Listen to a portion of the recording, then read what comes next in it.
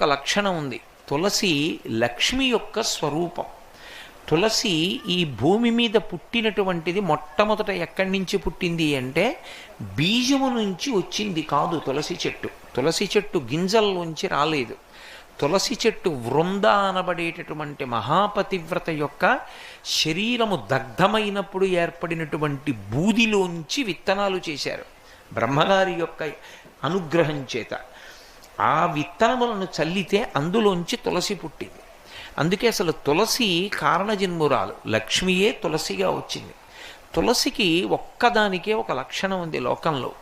తులసి సమస్త పాపములను హరిస్తుంది. ఎందుచేత హరిస్తుంది అంటే దాని గురించి పురాణంలో ఒక మాట ఉంది.